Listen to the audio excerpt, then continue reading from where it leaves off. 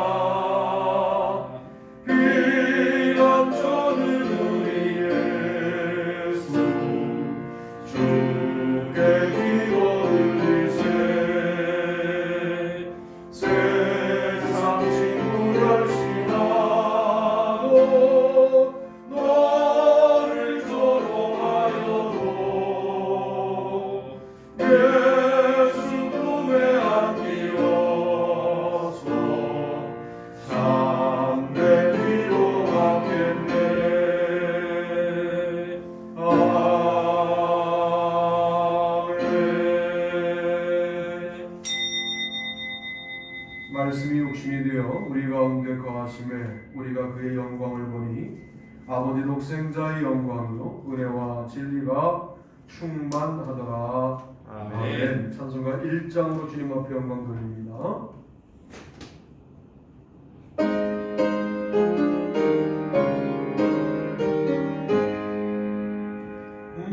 만복의 근원 하나님 온 백성 찬송 드리고 저 천사여 찬송하세 찬송 성부 성자 성령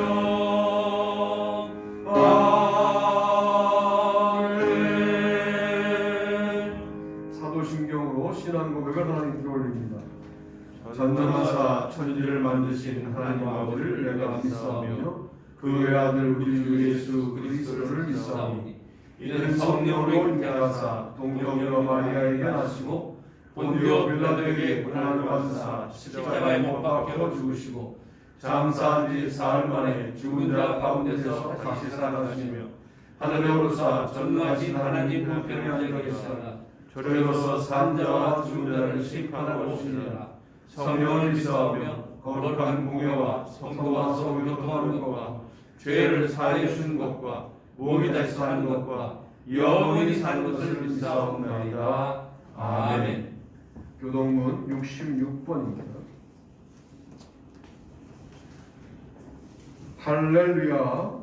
그의 성소에서 하나님을 찬양하며 그의 번개의 궁창에서 그를 찬양할지어다. 그의 능하신 행동을 찬양하며 그의 지극히 위대하심을 따라 찬양할지어다. 나팔 소리로 찬양하며 비파와 수금으로 찬양할지어다. 소고치며 춤추어 찬양하며 현악과 통소로 찬양할지어다. 큰 소리 나는 재금으로 찬양하며 높은 소리 나는 재금으로 찬양할지어다.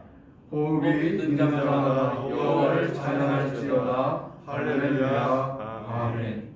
다 자리에 앉겠습니다. 최남주 장로님 기도 인도하시겠습니다. 아버지 하나님, 새 둘째 주 예배를 하나님께 드리게 하심을 감사드립니다. 하나님께 예배할 수 있는 게 얼마나 행복한지 저희는 몸으로 느끼고 있습니다. 하나님, 우리의 예배를 받아 주시옵소서. 이제 창세기를 지나 출애굽 여정을 가고 있습니다.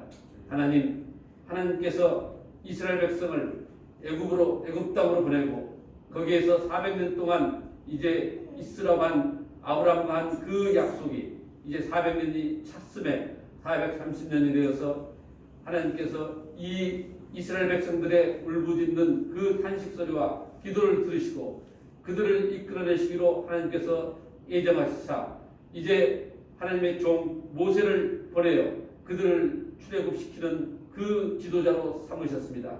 아버지 하나님, 우리도 이 죄악이 관영한 이 땅에서 우리가 살면서 하나님을 알지 못할 때 죄악 가운데 거하였다가 우리가 하나님을 알고 예수 그리스도를 믿음으로 말미암아 우리가 구원을 받고 이제 하나님께로 나온 그 여정과 이 출애굽 여정이 비슷하다고 합니다. 하나님, 이제 하나님께서 함께 하시사 그 바로에게 10가지 재앙을 내리심으로 말미암아 바로가 항복을 하고 이스라엘 백성을 내보낸 것처럼 이 땅에서도 우리 예수 그리스도를 믿는 사람들에게 많은 사람들이 이제 항복하게 도와주옵시고 마귀도 항복하게 도와주옵시고 온전히 우리가 그 승리의 여정을 함께 할 수 있도록 주님 인도하여 주시옵소서. 이제 바로의 군대가 쫓아왔지만 하나님께서는 홍해를 가르사 우리가 세례를 받고 우리의 모든 제약이 없어진 것처럼 그 홍해를 건너므로 말미암아 이스라엘 백성들은 구원을 받고 그 홍해를 같이 건너오던 그 모든 바로의 군대들은 수장된 것처럼 우리의 삶도 세례 받기 전과 세례 받고 난 후의 삶이 바뀌어지게 도와주시옵소서. 아버지는 광야에서 그 삶이 힘들고 어렵고 불평 불만이 많았습니다. 그들은 해방되었지만 불평과 불만으로 말미암아 또 우상을 섬김으로 말미암아 하나님을 진노했습니다. 우리가 이 땅에 살면서 우리의 삶도 마찬가지입니다. 우리에게 주어진 삶이 정말 조금 힘들면 우리도 불평하고 불만을 갖고 살아갑니다. 또한 우리 하나님보다 더 돈을 사랑하며 우리 하나님보다 자식을 사랑하며 하나님보다 명예를 사랑하는 그런 삶을 살 때가 얼마나 많이 있습니까? 우리의 삶도 그 이스라엘 백성들이 광야에서 살아가는 삶과 정말 닮았음을 우리는 살펴봅니다. 우리도 이런 그 이스라엘 백성들을 보면서 우리의 삶을 회개하게 도와주시옵소서. 하나님께서 그 이스라엘 백성을 광야로 이끌어낸 목적이 무엇이겠습니까? 출애굽기의 대부분이 이제 보면은 하나님의 계명과 그 다음에 그 성막과 그 예배 모든 드는 제사 제도에 대해서 하나님 말씀하고 있습니다. 우리는 그 출애굽하는 여정을 바라보지만 오히려 하나님께서는 마지막에 결국 계명을 주시고 성막을 세우사 하나님께 제사드리라고 하는 것이 결국 하나님의 출애굽 목적이었습니다. 그 목적을 우리가 깨닫게 하여 주시옵소서.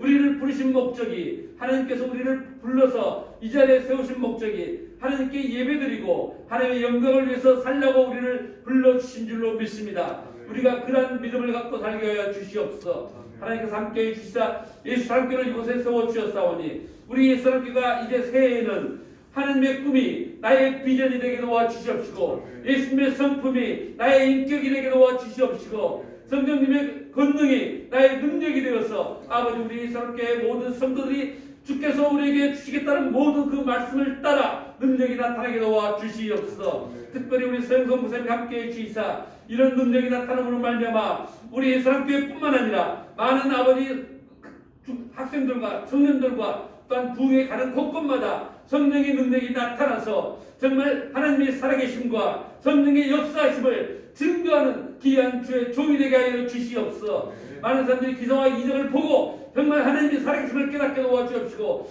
병든 자에게 손을 얹은 즉 낫는 놀라운 역사가 나타나게 하여 주시옵소서. 아버지, 그래서 주의 종으로 세우셨사오니 하나님께서 세워주셨사오니 하나님께서 인도하여 주옵시고 하나님께서 능력을 주시옵시고 하나님께서 사용하여 주시옵소서. 사람이 세운 것이 아니라 하나님이 세우셨습니다. 주님, 주의 뜻대로 주의 종을 사용하여 주시옵소서. 이제 지금까지 하나님께서 기도하게 만드셨습니다. 하나님께서 지금까지 연단시키셨습니다. 이제 아버지 불에서 아버지 나온 정금같이 하나님 사용하여 주셔서 하나님께 귀한 정금으로 드려지는 귀한 목사님이 되게 도와주시옵소서. 우리 성도들 목사님을 위해 기도하게 도와주시옵시고 정말 아버지 이 교회가 하나님의 뜻을 따라서 모든 뜻을 그대로 행하는 교회가 되게 도와주옵시고 아버지 말로만 사랑을 외치는 것이 아니라 우리의 모든 가진 것을 가지고 저들을 돕는 사랑을 실천하는 귀한 교회가 되시도록 하나님 도와주시옵소서. 아버지 예배를 드릴 때도 우리의 마음과 뜻과 정성을 모두어서 하나님께 드리게 도와주시옵소서.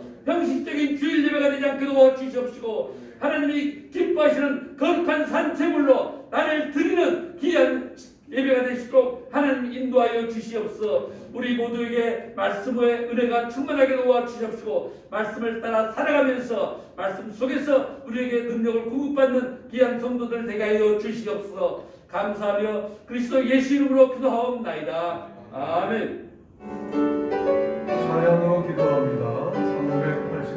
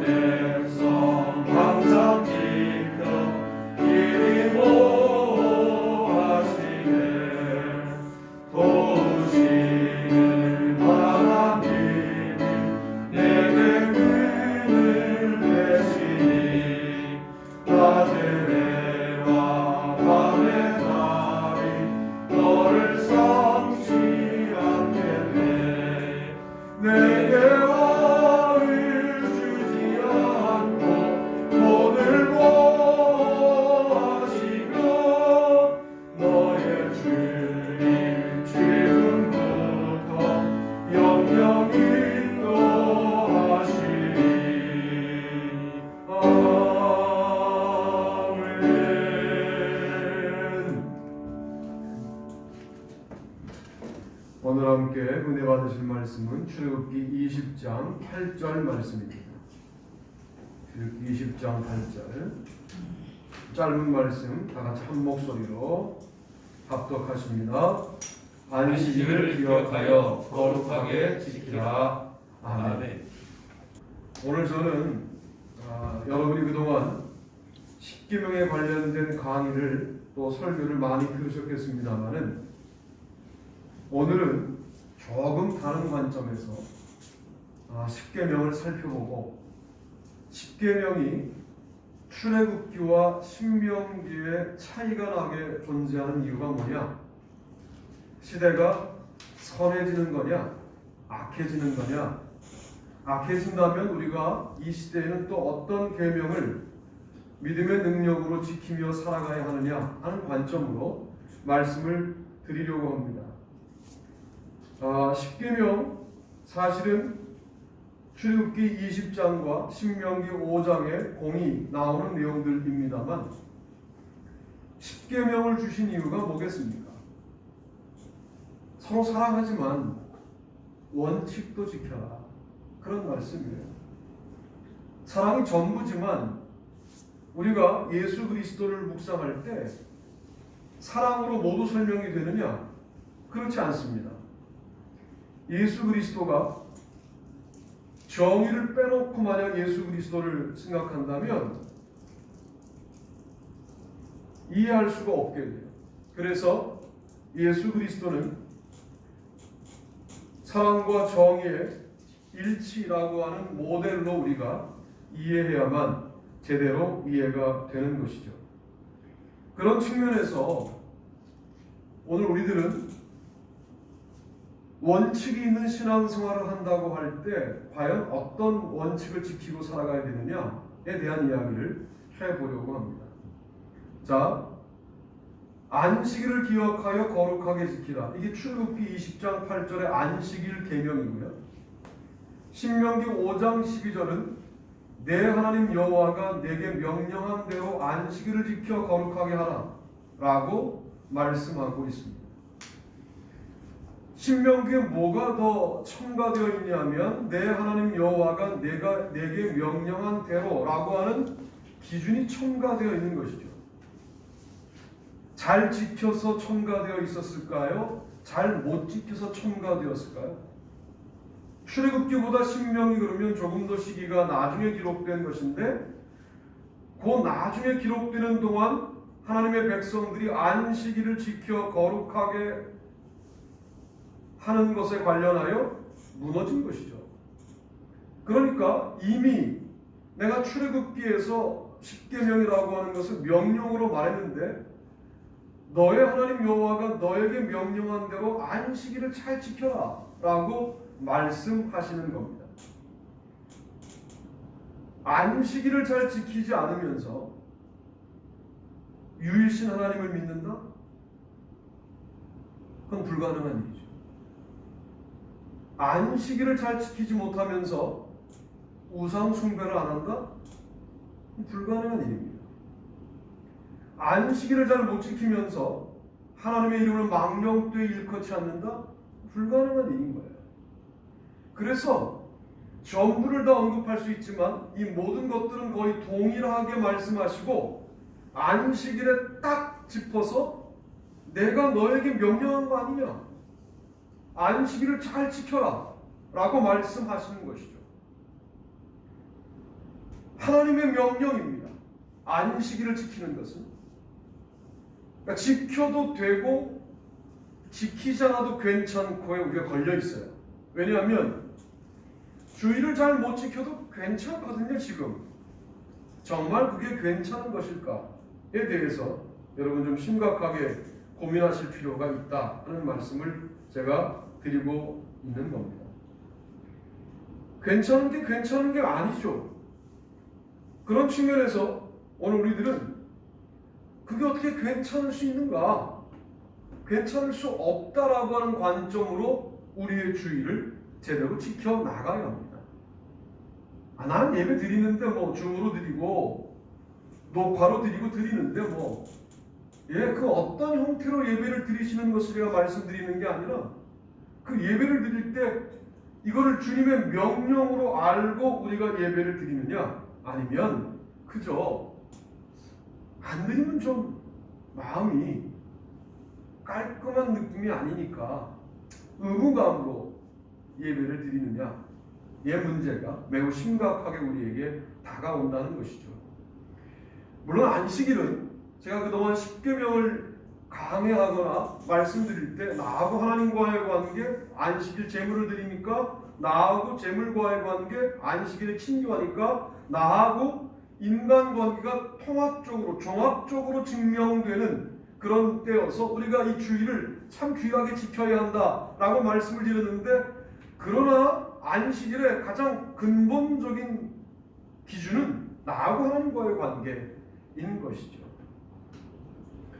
놀랍게도 출애굽기 20장 10절로 11절 말씀을 보니까 일곱째 날은 내 하나님 여호와의 안식일인즉 너나 내 아들이나 내 딸이나 내 남종이나 내 여종이나 내 가축이나 내 문 안에 머무는 객이라도 아무 일도 하지 말라. 이는 엿새 동안에 나 여호와가 하늘과 땅과 바다와 그 가운데 모든 것을 만들고 일곱째 날에 쉬었습니다. 그러므로 나 여호와가 안식일을 복되게 하여 그날을 거룩하게 하였느니라 라고 말씀하고 있습니다. 신명기 5장 14절로 15절은 조금 다릅니다. 거의 똑같은데 어디가 다르냐면 그러므로 내 하나님 여호와가 내게 명령하여 안식일을 지키라 하느니라. 그 앞에 부분에 보니까 너는 기억하라. 내가 애굽 땅에서 종이 되었더니 내 하나님 여호와가 강한 손과 편팔로 거기서 너를 인도하여 내었나니 그러므로 내 하나님 여호와가 내게 명령하여 안식일을 지키라 하느니라 라고 5장 15절에 말씀하는 이 부분이 좀 다르죠. 다 쉬는 건데 출애굽기에서는 창조주를 기억하고 안식일을 지키라는 거예요. 신명기로 오면 출애굽 지키신 하나님을 기억하고 안식일을 지키라는 거예요. 안식에 두 가지 의미가 있어요. 잘 쉬어야 창조적인 삶을 살게 됩니다. 할렐루야. 아멘. 잘 쉬셔야 죄로부터 자유로워집니다. 여러분 잘 못 쉬는 이 문제가 매우 심각한 문제일 수 있다는 생각을 하실 필요가 있어요. 쉴 시간이 주어지면 나는 어떻게 쉬는가? 여러분 우리가 주일날 안식이라고 하는 이 개념을 어떻게 이해하시면 좋으냐면 이 주일을 잘 보내야 한 주간이 창의적인 한 주간이 될 수가 있다. 또 창조주 하나님도 7일째는 쉬셨다. 정말 그분이 쉼이 필요해서 쉬신 게 아니라 우리에게 모범을 보이기 위해서 하루 쉬신 거예요. 그분은 쉼이 필요가 없어요. 피곤을 느끼는 분이 아니거든요. 인생이 아니시기 때문에. 그러나 인생들에게 길을 안내하기 위해서 안식일을 일부러 쉬신 거죠. 그 안식일을 거룩하다 말씀하신 거예요. 여러분 시간 중에 거룩한 시간이라고 하나님이 콕 집어서 말씀하신 것이 안식일 말고 없습니다. 우리는 이 시간에 전혀 다른 시간 개념을 경험하는 거거든요. 우리가 다른 시간을 경험하는 이 시간을 너무 귀하게 여겨야 합니다. 사실은 일상의 고단함과 일상의 지루함을 여러분 어떤 힘으로 사시는 거예요? 아내와 손 붙잡고 1시간 걸었던 그 따뜻함 때문에 아내를 보내고도 남편을 보내고도 그 아내와 남편을 기억하고 평생을 사는 거예요. 그 의미의 시간이 단 5분이어도 1시간이어도 평생을 살 수 있는 내용을 그 의미의 시간이 갖고 있는 거예요. 예배가 뭡니까? 그런 시간을 경험하는 거예요. 애인을 만나는 시간이래요. 근데 애인이 익숙해진 거죠. 너무 오래된 연인이 된 것이죠. 만나도 그만이고 안 만나도 그만인 애인이 돼버린 거예요. 예수님 마음은 안 그런데 우리 마음이 그렇게 돼버린 거 아니냐 말이에요. 다시 예수님을 애정하게 되기를 바랍니다. 아멘. 다시 주님의 손을 붙잡고 이 1시간 걷는데 너무 따뜻한 거죠. 너무 아름다운 거예요. 너무 기분 좋은 거예요. 월요일날 예상되는 일상을 맞이하지만 다르게 살아갈 수 있겠다라고 하는 용기를 이 예배 시간에 우리가 경험하게 되는 거거든요. 그런데 출애굽기는 너 하루 잘 쉬어야 창의적으로 인생을 살게 된다라는 말씀을 하고 있고, 신명기에서는 너 이 예배를 잘 드려야 안식을 잘 지켜야 네가 진정한 자유를 경험하게 된다라고 말씀하고 있는 것이죠. 그런 측면에서 안식일을 신명기는 조금 다르게 우리에게 설명하고 있다라고 첫 번째 설명을 드렸고요. 두 번째는 제목과 본문을 읽어봅니다. 읽습니다. 시작. 부모 공경의 원칙. 내 부모를 공경하라. 그리하면 내 하나님 여호와가 내게 준 땅에서 내 생명이 길리라. 너는 내 하나님 여호와께서 명령한 대로 내 부모를 공경하라. 그리하면 내 하나님 여호와가 내게 준 땅에서 내 생명이 길리고 복을 누리리라. 아멘. 출애굽기 20장 12절 말씀과 신명기 5장 16절 말씀을 같이 읽으셨습니다. 부모 공경도 마찬가지죠. 출애굽기 말씀에서는 내 부모를 공경하라 그러셨는데 신명기 말씀에서는 너는 내 하나님 여호와께서 명령한 대로 내 부모를 공경하라 라고 명령이란 단어가 붙어 있어요. 여러분 부모 공경도 안식일처럼 해도 되고 안 해도 되는 게 아니라 하나님의 명령입니다. 오늘날 젊은이들이 뭔가 착각하고 있어요. 제가 나이를 먹어서 이렇게 설교하는 거 아니에요. 부모 공경을 하는 게 손해인 것처럼 생각합니다. 제가 볼 때는 그거 헛똑똑이들이에요. 부모를 공경할 때 주님이 부어주시는 은혜를 몰라서 하는 소리예요. 자기가 부모를 공경하지 않으면 자기의 자식도 자기를 공경할 이유가 없다는 사실을 정확하게 교육받고 있다는 것을 놓치고 있는 거예요. 유태인들의 지혜는요, 대가족 제도에서 나오는 지혜거든요. 부모 공경이라는 부분이 매우 중요한, 그들의 매우 훌륭한 천재적인 삶을 살아가는 데 근거예요. 할아버지들의 말은 다 고리타분한 게 아니라 할아버지들의 말 속에는 지혜가 있다. 이렇게 어른들의 말씀을 주의 깊게 듣는 민족이 유대 민족 아닙니까? 교회에서도 연세 많으신 분들이 이야기하실 때 다소 사실은 듣기 어려운 말씀을 하실 때도 있지만 잘 들어보면 나 잘 되라고 하는 얘기지, 그 얘기가. 나 안 되라고 말하는 말씀이 아니에요. 그런 측면에서 부모 공경은 하나님이 명령하신 바이다라고 하는 사실을 재차 강조하는 신명기의 상황은 출애굽기보다 훨씬 부모 공경에 대해서 무너진 정황을 반영하고 있는 것은 아니냐라고 제가 묵상을 해본 겁니다. 축복도 하나 더 늘려요. 어떻게 늘리느냐? 이렇게 늘리죠. 출애굽기 말씀에서는 내 생명이 길리라, 이게 축복의 내용인데, 신명기 말씀에서는 내 생명이 길고 복을 누리리라 라고 복을 누리리라가 붙어 있어요. 축복의 내용을 늘린다는 것은 그만큼 그 계명을 못 지키고 있다 하는 것을 의미하는 것이죠. 부모를 공경해야 완벽한 복을 받습니다. 놀라운 것은 신약 성경에 가면 부모를 공경하면 어떻게 됩니까? 이로써 내가 잘되고 땅에서 장수하리라 라고 6장 3절, 에베소 6장 3절에 말씀하지 않습니까? 완벽한 복이지 않습니까? 내가 잘되고 땅에서 장수하리라. 완벽하죠. 장수했는데 잘 안 됐어요. 잘 됐는데 너무 짧게 살았어요. 다 완벽하지 않은데 잘 될 뿐만 아니라 장수하리라 라고 말씀합니다.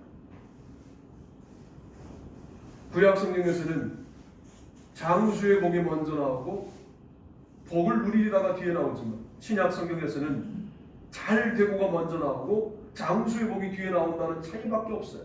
완벽한 복이에요. 부모를 공경하는 이 일을 못하면서 눈에 보이는 부모를 공경하지 못하는데 눈에 안 보이는 하나님을 공경한다? 불가능한 일이라는 거죠. 말도 안 되는 소리 하지 말라는 거예요. 기독교가 그래서 효도에 관련해서 무시하는 종교가 아니라 너무 중요한 근거로 효도를 하라고 말씀하시는 그런 종교인 거예요. 제가 큰 복을 받으려면 큰 아들로 태어났어야 되는데 막내로 태어나니까 부모님께 잘한 기억이 별로 없어요. 주로 부모님께 얻어먹은 기억밖에 없어요. 부모님께 사랑을 받은 기억밖에 없어요. 제가 뭘 좀 사랑을 해드린 기억이 별로 없네요. 여러분, 부모를 공경하는 이 일에 관련하여 조금 더 심각하게 고민하실 필요가 있습니다. 무리가 될 만큼 공경하셔요. 왜? 주님의 명령입니까? 오래 사시지 못하잖아요. 금방 가시잖아요. 부모 공경을 왜 그렇게 십계명에서 출애굽께서는 공경하라 그래놓고 내가 너에게 명령한 것이다 공경하라 이렇게 부가하여 설명하고 있느냐? 이것이 인간관계의 초석이기 때문에 그렇습니다. 안식일 계명이 하나님과의 관계의 근거라고 한다면 부모 공경은 인간관계의 근거가 되기 때문에 그렇습니다. 부모의 사랑을 잘 받지 못하면 병리학적으로 심리학적으로 문제가 생긴다는 것에 저는 일정 부분 동의하는 부분이 있어요. 물론 믿음으로 극복이 가능합니다만 영향을 받게 되어 있다는 부분을 일정 부분은 인정한다. 성령의 능력으로 다 극복 가능합니다. 부모가 얼마나 중요합니까? 마틴 루터는 아버지하고 관계가 좋지 않으니까 아버지가 돌아가실 때까지 하나님 아버지라는 고백을 못했다는 거 아닙니까? 드디어 아버지가 돌아가시니까 그 이후에 돌아가시고 난 다음에 하나님 아버지라는 고백을 겨우 했다는 거예요. 제가 존경하는 한양대학교에서 교목신앙 하시는 목사님도 아버지 목사님이 그렇게 엄하셨대요. 그래서 음악하겠다고, 본인이 음악하겠다고 그랬는데 신학대학을 보내신 거예요. 이유가 뭔지 아세요? 그 대학이 싸. 학비가 싸요, 신학대학이. 그래서 학비가 싸다 그래서 이제 그 대학에 붙었더니 20살 이상은 어른이야. 학비를 네가 준비해야지. 학비도 안 줄 거면서 음악을 하게 두지. 그래서 황금종이라고 하는 천안의 카페에 가서 웨딩 케이크를 부르고 노래를 불러서 학비를 벌어서 학교에 오셨어요. 그리고 지금은 한양대학교에서 사역하고 계시죠. 마지막 돌아가실 때는 미안해 그러실 줄 알았대요. 마지막 돌아가실 때도 하나도 미안하지 않게 돌아가셨대요. 그러니까 아버지에 대한 기억이 좋지 않으신 거예요. 그것이 갖고 있는 영적인 문제에 대해서 심각하게 고민하시다가 은혜를 받고 하나님 아버지와의 관계를 잘 개선하기 시작했다라고 하는 간증을 제가 들어본 적이 있어요. 여러분, 우리에게 주신 부모님은 큰 축복입니다. 그분들이 아직도 살아있다. 얼마나 큰 축복이에요. 저는 막내로 태어나갖고 다 돌아가셨어요. 말 그대로 이제 혼자예요. 큰형님도 이제 뭐 77세가 되시니까 참 부모님께 뭘 잘해드렸나 그런 기억이 별로 없어요. 속 썩혀드리지 않고 부모님이 원하시는 대학, 원하시는 목사 되어드린 것밖에 없는데 그건 뭐 잘해드린 거라기보다는 내가 갈 길을 가고 있는 것을 부모님이 기뻐하시는 거지 부모님께 뭐 잘해드린 기억이 별로 이 설교를 하면서 없어요. 구약 성경에는 없지만 신약 성경에는 이런 말씀도 있습니다. 또 아비들아 너희 자녀를 노엽게 하지 말고 오직 주의 교훈과 훈계로 양육하라. 에베소 6장 4절 아비들도 아비다워라 라고 말씀하시는 부분이 신약 성경의 가르침이죠. 모든 부모가 공경받기에 합당하냐? 그렇진 않지 않냐? 왜 이런 말씀을 주실까요? 부모들도 부모답지 못한 부모들이 신약 시대에는 생기는 거죠. 내리사랑 그러는데 부모가 자식을 버리는 일들이 오늘날 생기잖아요. 이게 종말의 현상 아니겠어요? 아무리 믿음이 없어도 부모는 자식을 버릴 수 없다는 게 기본적인 근본적인 진리였는데 요즘은 버린다니까요. 그래서 신약 성경이 이 말씀이 매우 중요한 말씀이 아비들아 자녀를 노엽게 하지 말라. 너도 아비 다워라. 너도 어미 다워라 라고 말씀하시는 부분이 있다는 거죠. 우리는 부모 공경을 통하여 인간관계를 배우는 겁니다. 여러분이 밖에 나가서 아무리 여러분과 만나는 사람과 다 잘한다고 하더라도 부모에게 함부로 한다? 그러면 살인하지 않았어도 거짓 증거하지 않았어도 간음하지 않았어도 여러분들은 진정한 인간관계에 승리한 그리스도인으로 하나님이 여기시지 않는다는 거예요. 부모 공경은 그래서 하나님의 명령으로 다시 한번 언급하고 있는 계명이었다 라고 말씀을 드립니다. 오늘 설교의 마지막은 이 원칙인데요. 이 원칙이 너무나 중요합니다. 한번 같이 읽어보시죠. 시작. 탐욕의 원칙. 내 이웃의 집을 탐내지 말라. 내 이웃의 아내나 그의 남종이나 그의 여종이나 그의 소나 그의 나비나 물은 내 이웃의 소유를 탐내지 말라. 내 이웃의 아내를 탐내지 말지니라. 내 이웃의 집이나 그의 밭이나 그의 남종이나 그의 여종이나 그의 소나 그의 나귀나 내 이웃의 모든 소유를 탐내지 말지니라. 아멘. 출애굽기 20장 17절과 신명기 5장 21절 말씀을 제가 읽어드렸습니다. 여기에 보면 출애굽기에서는 내 이웃의 집을 탐내지 말라라고 하는 것이 가장 먼저 나와 있는 탐욕의 금지의 원칙이었어요. 그런데 신명기로 가면 내 이웃의 아내를 탐내지 말라로 그 위치가 변경됩니다. 왜 그럴까요? 이제 집 정도가 아니라 이웃의 아내까지도 물건처럼 탐내는 탐심의 타락이 있었다. 탐욕은요, 여러분 스스로가 나는 욕심을 스스로 정돈할 수 있어. 그러면 제일 강력하게 탐욕이라는 놈에게 당할 가능성이 있어요.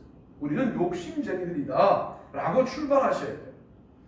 우리가 욕심을 스스로 통제할 수 있다라고 마음먹는 순간 사탄은 우리를 가지고 장난치기 시작합니다. 여러분, 그럴 만한 능력을 원래부터 갖고 계시지 못했어요. 만약 여러분이 욕심을 통제할 수 있는 능력이 있었다고 한다면 그리스도가 왜 필요합니까? 십자가가 왜 필요합니까? 우리에게 내가 스스로 강한 자가 되어 초인이 되어 위버 맨쉬가 되어 세상을 통제하고 지배하고 이겨나가는데 뭐 십자가 필요하고 예수님이 필요합니까? 여러분이 이미 초인인데. 욕심은 그런 거란 말이죠. 인간에게는 모두 욕심이 있어요. 멈추지 않고 질주해요. 욕심이 멈추지 않고 질주한다는 특징을 갖고 있다는 사실을 여러분이 인식하는 게 중요해요. 나 또한 마찬가지이다. 어느 순간에 멈춰야 되는데 멈출 수 있는 힘은 나에게 존재하지 않는다. 하나님이 주셔야 된다라고 하는 사실을 기억할 필요가 있어요. 출애굽기에서는 내 이웃의 집만 일단 우선적으로 욕심을 냈던 사람들이 나중에는 순서를 바꿔요. 이웃의 아내를 탐내기 시작해요. 죄송한 말씀이지만 예전에는 이웃의 아내가 물건이었거든요. 더 소중한 물건이었어요. 요즘 이렇게 설교하면 큰일 나는데 이게 구약 성경에 문화적인 한계가 있는 거예요. 이런 게 역사비평이에요. 여러분, 역사비평이라는 말을 너무 부담 가지고 들으시는데 이걸 그냥 읽으면 말씀에 그렇게 돼 있지 않느냐 이렇게 무식한 소리를 하게 된다니까요. 누가 먼저 타락했냐 이런 얘기를 하게 된다니까. 하와가 먼저 선악과 먹고 타락한 거 아니냐, 그러니까 하와가 문제다, 이런 식의 해석들을 내가 한 게 아니라 어거스틴, 마틴 루터 이런 인물들이 다 했어요. 그들이 살던 시대에는 여성에 대하여 그런 정도 판단하던 시대였기 때문에 자기들의 판단, 자기 정도에서 해석하는 거거든요. 오늘은 우리가 그것을 그대로 말씀에 이렇게 써 있으니까 우리도 여성들을 그렇게 대하겠다. 이건 정말 무식한 일이죠. 이건 역사 비평이 뭔지 모르는 거예요. 이게 역사 비평이에요. 무슨 역사 비평을 말하면 대단히 진보적이고 역사 비평을 말하지 않으면 대단히 보수적이고 이런 식으로 보는 거 대단히 위험한 일입니다. 이거는 그 당시에 분위기가 성경에 반영된 거지 이게 영원한 진리라고 말할 수는 없잖아요. 어쨌든 탐욕이 더욱더 전진하고 있다, 더욱더 흉악스러워지고 있다는 사실에 집중할 필요가 있다. 그래서 슬쩍 이 개념을 신명기에서는 순서를 바꾸는 방법으로 심각하게 우리에게 다가서고 있다는 겁니다. 신명기 말씀에 또 재미난 부분들이 있어요. 신명기와 출애굽기의 10계명이 어떻게 다르냐면 너는 자기를 위하여 새긴 우상을 만들지 말고 라고 신명기 5장 8절에 말씀합니다. 그런데 출애굽기에서는 너는 우상을 만들지 말고 이렇게 말하죠. 너는 우상을 만들지 말고 라고 말하는데 신명기에 가서는 너는 자기를 위하여 새긴 우상을 만들지 말고 라고 자기란 말을 집어넣어요. 이 말은 바꿔 말하면 자의식이 강해진 거예요. 이 말은 바꿔 말하면 자기 사랑이 무척 강해진 거예요. 그러니까 우상 숭배를 말할 때 신명기 말씀에 따르면 자기가 우선일 수 있다라고 하는 해석이 가능한 성경 말씀이 신명기 말씀이 되는 거죠. 너는 자기를 위하여 새긴 우상을 만들지 마라. 너는 우상을 만들지 말라. 이 말씀을 이렇게 변경시켜요. 또 신명기 5장 14절은 안식일을 말하면서 이렇게 말합니다. 일곱째 날은 내 하나님 여호와의 안식일인즉 너나 내 아들이나 내 딸이나 내 남종이나 내 여종이나 내 소나 내 낙이나 내 모든 가축이나 내 문 안에 유하는 객이라도 아무 일도 하지 못하게 하고 내 여종에게 너같이 안식하게 할지니라. 여기에 뭐가 들어가 있냐면 너같이 안식하게 할지니라가 포함되어 있어요. 신명기 5장 14절에서는. 이게 왜 포함되어 있을까요? 출애굽기에서는 나도 안식하고 너도 안식하고 나의 안식이 더 중요하지 않았어요. 그런데 신명기로 가면 나는 주인이니까 너보다 더 질적으로 좋은 안식을 누리는 게 맞지 라는 의식이 들어가 있으니까. 그러니까 안식일을 설명하면서 뭐라고 설명하시냐면 모든 종들에게 모든 가축에게 너같이 안식하게 할지니라 라고 포함하고 있어요. 더 악해진 거예요. 자, 신명기의 상황보다 오늘날의 상황은 어떨까요? 더 악해지지 않았을까요? 더 악해졌을 가능성이 많아요. 그러면 10계명 전부를 다 지켜야 되겠지만 우리가 10계명 전부를 다 지키는 것이 대단히 중요하지만 급소를 누른다면 안식일, 급소를 누른다면 부모 공격, 급소를 누른다면 탐욕이 된다 그 말이죠. 이 세 계명을 무척 긴밀하게 우리에게 착 달라붙여서 지켜야 하는데 물론 지킬 수 있는 능력 우리에게 없습니다. 주님께 은혜를 구하셔야 합니다. 아멘. 안식일 좀 이전과 다르게 지켜야 되는데 어떻게 하면 좋을까? 꼭 고민하세요. 그러다 보면 다르게 지킬 수 있는 능력들이 방법들이 떠오르면 가는 겁니다. 그리고 정말 내 영혼의 안식을 안식일날 누리는 그런 삶을 살아가는 거죠. 나와 하나님과의 관계가 그날 아름답게 설정되고 부모 공경을 통하여 나하고 모든 인간관계가 아름답게 세워지고 탐욕의 문제가 해결되어 나하고 모든 물질관계가 자연관계가 아름답게 설정되는 이 놀라운 일들을 성경 말씀이 이미 말씀하고 있는 것이죠. 그래서 출애굽기 10계명과 신명기 10계명은 차이가 있는데 주로 차이가 나는 그런 계명들이 안식일 준수와 부모 공경과 탐심 금지에 집중되어 있다는 거예요. 오늘 설교를 준비하면서 사실은 예상했었어요. 강의 같겠다. 그런 생각을 했어요. 그러나 이게 어쩌면 오늘날로 오면 급소 같은 거구나. 여러분 주의를 참 잘 지키셔야 돼요. 저의 주의를 잘 지키라는 말이 요즘처럼 이 어려운 때 반드시 예배당에 나와라 이렇게 말할 수 있는 분위기가 지금 아니고 예배당에 나와도 하나님 앞에 안 나온 영혼들이 있을 수 있잖아요. 하나님 앞에 나가시면 돼요. 할렐루야. 아멘. 네. 부모를 공경하는데 의무감으로 하지 마세요. 부모가 능력을 가지고 뭘 해주니까 그럼 능력 없는 부모는 어쩌실 건데? 참 못된 경제적 개념으로 부모를 바라보는 경우들이 얼마나 많아요. 다 해주고 났더니 아주 못되지는 그런 자식들이 있어요. 무슨 복을 받겠어요? 강단에서 이렇게 저주하면 안 되는데 이건 저주하고 싶어. 그게 무슨 복을 받겠어요? 그 녀석들이 부모가 해줄 걸 다 해주니까 그때부터 함부로 대하는 그것들이 뭐가 되겠어요? 잘 되는 것 같죠? 여러분 잠시 동안 잘 되게 만들 수 있는 능력은 사탄에게도 있어요. 강아지가 잘 자라는 동안에는 잘 되는 것 같죠? 그러나 밑둥이 잘리는 순간 분명해진다.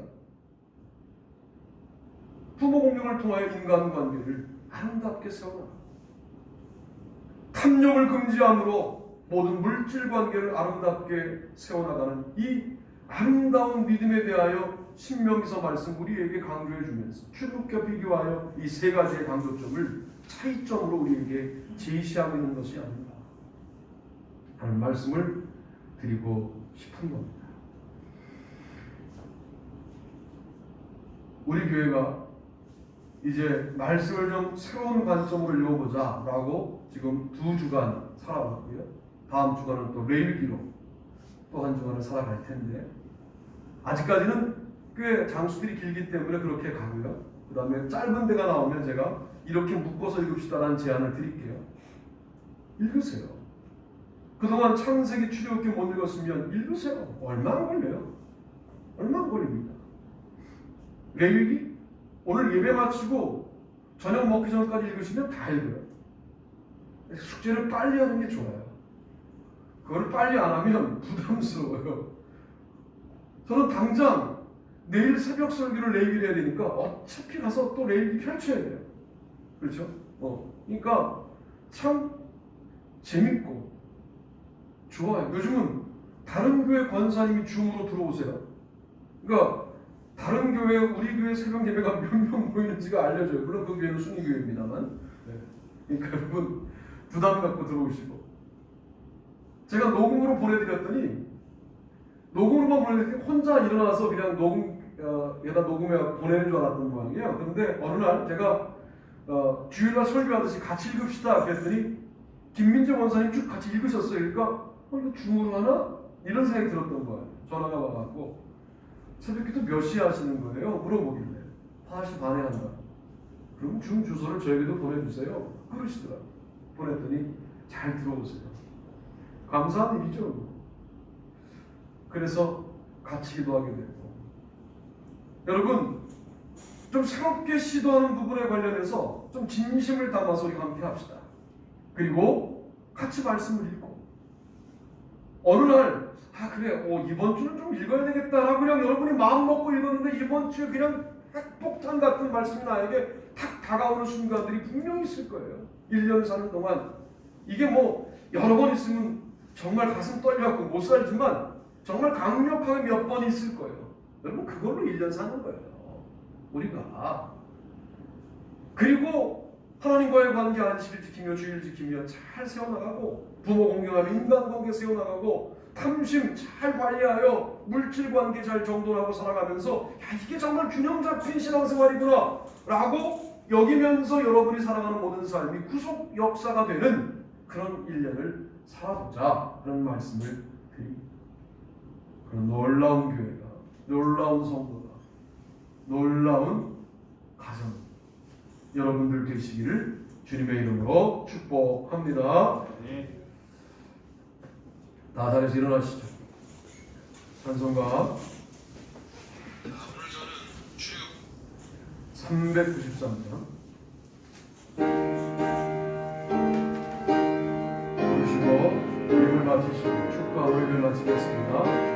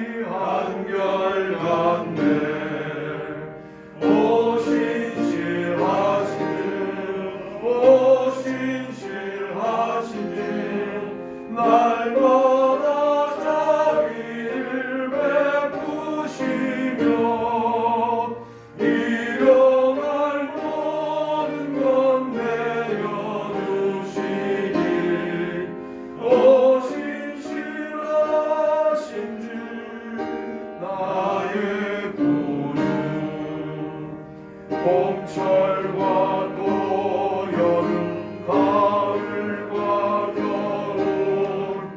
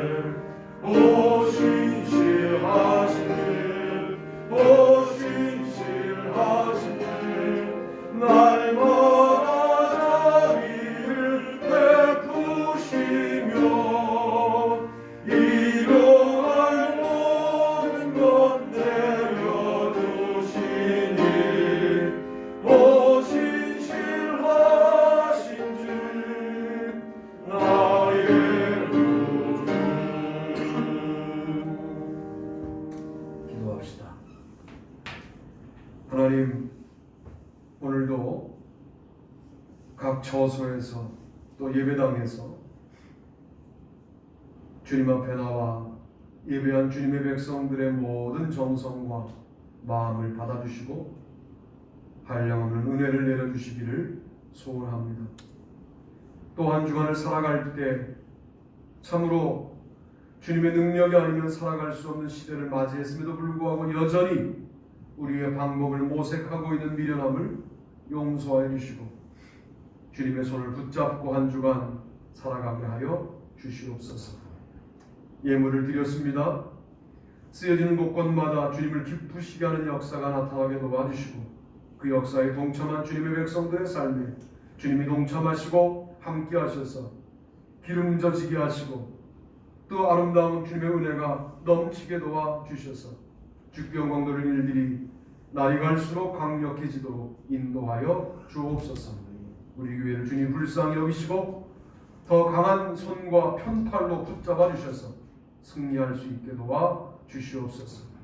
이제는 우리 주 예수 그리스도의 은혜와 하나님 아버지의 원하신 사랑하심과 성령님의 감화감동 교통내주 우리를 충만케 하시는 놀라운 역사가 우리 모두들 위해 영원토록 같이 하시옵기를 간절히 축원하옵나이다. 아멘.